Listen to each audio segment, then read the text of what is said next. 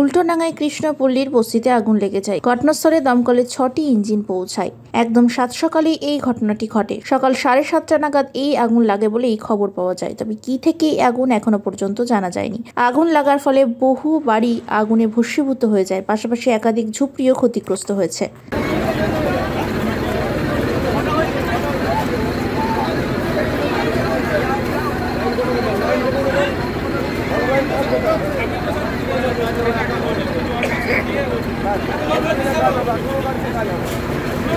কাজটা করতে দিন। বন্ধ